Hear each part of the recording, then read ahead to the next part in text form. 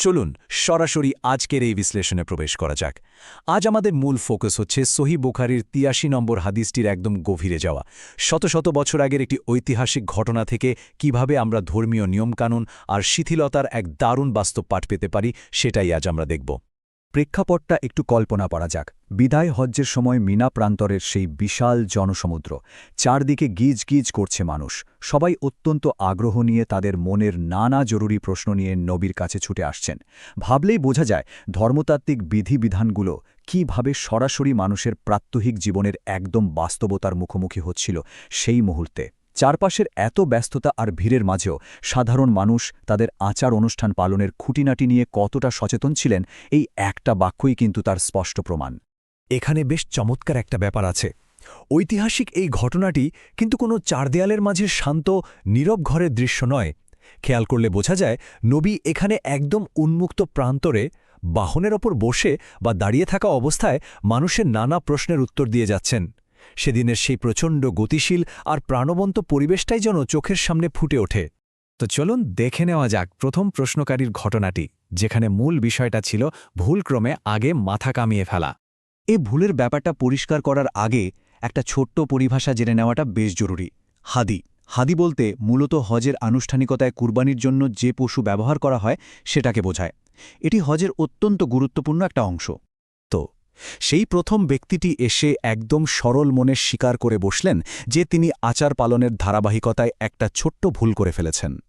নিয়ম অনুযায়ী আগে কোরবানি করে তারপর মাথা কামানোর কথা, কিন্তু তিনি হিসাবের গোলমালে কোরবানির আগেই মাথা কামিয়ে ফেলেছেন।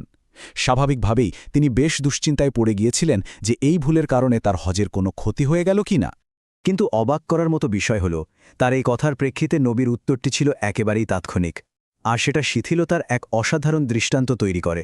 তিনি একদম স্পষ্টভাবে বলে দিলেন যে কোনো ক্ষতি হয়নি, এখন গিয়ে কোরবানি সম্পন্ন করে নিলেই হবে। কোনো ধরনের ভীতি প্রদর্শন নেই, তিরস্কার নেই, এমনকি কোনো শাস্তির কথাও নেই। অত্যন্ত সহজ আর সাবলীলভাবে বিষয়টির একটা সমাধান দেওয়া হলো। এরপরই আসে দ্বিতীয় প্রশ্নকারীর ঘটনা। এখানে সমস্যাটা ছিল আগে কোরবানি করে ফেলা নিয়ে। এই দ্বিতীয় ঘটনার প্রেক্ষাপট বোঝার জন্য আমাদের আরও একটা পরিভাষা জানতে হবে, আর সেটা হলো রমি। রমি মানে হচ্ছে হজের সময় জামরায় পাথর বা কঙ্কর নিক্ষেপ করার যে নির্দিষ্ট কাজটা থাকে সেটা। এটিও ওই ধারাবাহিক আচারগুলোর অন্যতম একটা অংশ। এবার এই দ্বিতীয় ব্যক্তিটিও কাজের ধারাবাহিকতায় ঠিক আগের জনের মতোই কিছুটা গোলমাল পাকিয়ে ফেলেছিলেন। তিনি আবার কঙ্কর নিক্ষেপ করার আগেই কোরবানির কাজটা সেরে ফেলেছেন। অর্থাৎ প্রথম ব্যক্তির মতোই তিনিও ধারাবাহিকতায় একটা ভুল করে বসেছিলেন, আর এর পরিণাম কি হতে পারে সেটা ভেবে তিনিও বেশ সংশয়ে ছিলেন। মজার ব্যাপার হল, এখানেও ঠিক আগের সেই একই নীতির প্রয়োগ দেখতে পাই আমরা। পুনরায় সেই মূল কথাটাই উচ্চারিত হল, কোনো অসুবিধে নেই, এখন কঙ্কর ছুঁড়ে নাও।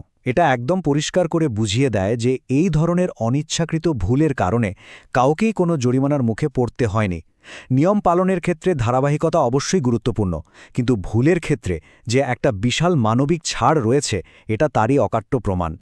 আর এখান থেকেই মূলত তৈরি হয় শিথিলতার সাধারণ নিয়মটি, অর্থাৎ ভুলের ক্ষেত্রে ছাড় দেওয়ার বিষয়টা।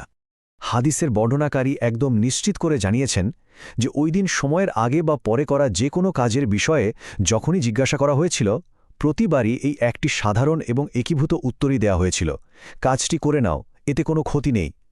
এটি যেন একটা সার্বজনীন নিয়মে পরিণত হয়েছিল সেদিন। ইচ্ছাকৃত অবাধ্যতা আর অনিচ্ছাকৃত ভুলের মাঝে যে আসলেই আকাশ-পাতাল তফাত, এই কথাগুলো বারবার যেন সেটাই মনে করিয়ে দিচ্ছিল।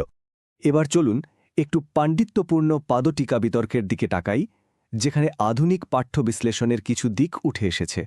আমাদের মূল নথিতে থাকা এই বাংলা পাদটিকাটি কিন্তু ধর্মতাত্ত্বিক বিতর্কের একদম নতুন একটা স্তর উন্মোচন করে দেয়।